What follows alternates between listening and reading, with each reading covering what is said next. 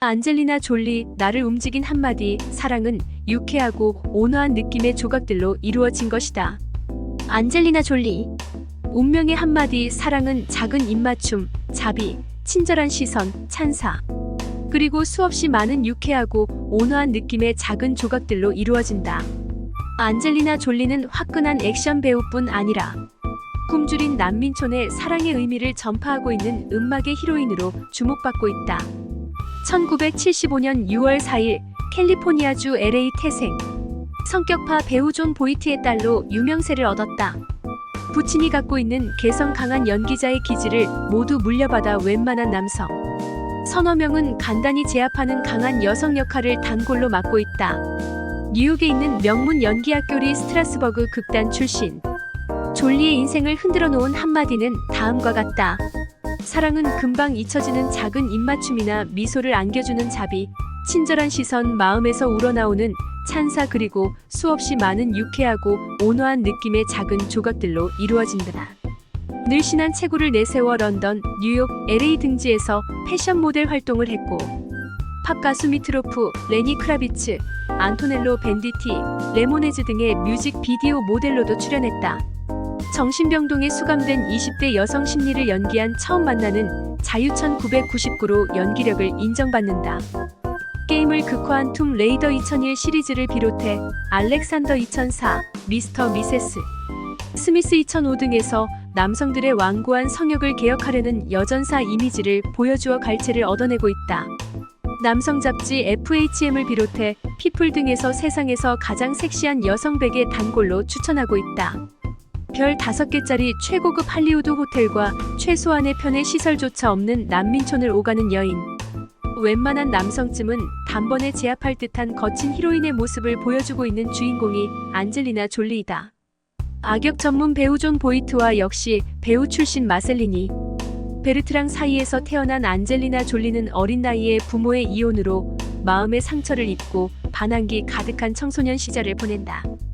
제임스 맨골드 감독의 처음 만나는 자유에서 정신요양원에 수감된 10대 소녀 리사 역을 열연 다음해 아카데미 조연 여우상을 따낸다. 아카데미 수상 여배우라는 타이틀은 나에게 별 의미가 없습니다. 단지 내가 경험했던 일들을 반추해 영화 속에서 표현하는 일이 흥미있을 뿐입니다. 어두운 성장 과정을 겪었지만 지금 나를 필요로 하는 장소나 사람이 있다면 어디든지 달려가고 있습니다. 이것은 연기 외에 나에게 주어진 운명이라고 생각합니다. 이를 입증하려는 듯이 그녀는 풍토병을 염려해 아프리카 기아 난민촌 방문을 꺼려하는 여타 할리우드 배우들과는 달리 스케줄이 허용하는 한 수시로 방문해 극빈자 퇴치운동을 벌이는 동시에 태국, 미얀마 등지의 전쟁고아가 수용되어 있는 난민 캠프도 적극 찾고 있다. 세계 난민의 날 자선대사로 활동하고 있는 졸리는 익히 알려져 있다시피 아시아, 아프리카 소년 소녀들을 양자로 입양해서 친자식처럼 키우고 있는 고운 심성을 자랑하고 있다. 솔직히 말하면 저는 스스로를 학대하는 성격을 갖고 있기 때문에 처음에는 제가 아이들을 키우는 부모 자격이 없다는 자괴감에 빠져 있었어요. 하지만 UN 친선대사로 캄보디아의 한 고아원을 방문해서 지금 키우고 있는 수양아들 매덕스를 만나게 됐죠.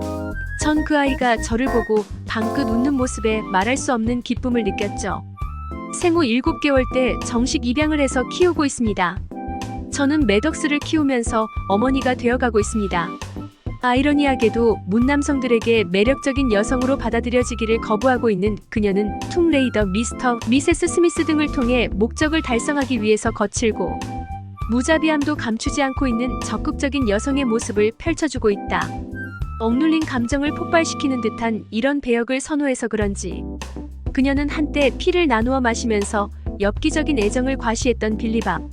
손튼과는 남편과 손을 맞잡고 유유자적하게 영화나 보러 다닐 여유가 없다고 폭탄 선언을 했고 결국 두 사람은 파경을 맞게 된다. 아이를 낳는다고 해서 아버지, 어머니가 된다고는 보지 않아요. 가족을 이루기 위해서는 시간과 사랑을 투자해야 한다고 봅니다. 아버지의 외도로 인해 어린 시절부터 어머니가 남모르게 눈물 찢는 모습을 많이 지켜보았습니다. 이때부터 저는 가족은 부모의 이기심이 아닌 많은 희생을 필요로 해서 얻어지는 관계라는 것을 절실히 깨달았습니다. 그녀가 난민구호에 뛰어든 것도 알고 보면 부모가 자식에게 보내는 무조건적인 사랑의 감정이다. 사랑은 금방 잊혀지는 작은 입맞춤이나 미소를 안겨주는 자비, 친절한 시선, 마음에서 우러나오는 찬사, 그리고 수없이 많은 유쾌하고 온화한 느낌의 작은 조각들로 이루어진다.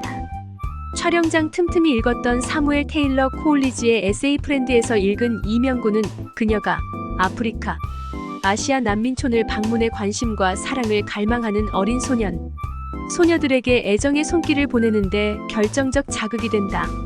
졸리는 캄보디아 지뢰밭에서 하루에도 수십 명의 아이들이 폭발물로 인해서 신체 불구가 되고, 아프리카에서 어린 생명들이 굶주림에 목숨을 잃어가는 상황을 지켜보면서 그동안 세상을 너무 좁게 살아왔다는 것을 절감하고 있다고 밝히고 있다. 배우 생활을 통해 얻게 된 부와 명예의 성에 안주하면서 평안한 일상을 보낼 수 있는 그녀가 왜 이토록 힘든 일에 온 정열을 쏟고 있을까? 비행 청소년 시절 남아도는 시간을 때우기 위해 닥치는 대로 책을 읽었던 적이 있다. 한 책에서 살아있는 것이 고맙다고 느낀다면 그대의 희망을 나누어 주어라 라는 구절을 접했다고 한다. 희망이라는 것은 다른 사람에게 관심을 보내는 일이 아닐까요? 지금 당장 바깥 세상을 둘러보면 나의 관심을 필요로 하는 곳이 많습니다. 이곳을 찾아가면 그들은 내가 유명 배우인지 모릅니다. 단지 먼지를 뒤집어 쓰고 봉사활동을 하는 유용한 여자로 취급당합니다. 이런 것이 저에게는 아카데미 트로피보다 더 소중합니다. 인간끼리 진심을 소통하는 이런 체험에 아주 만족합니다.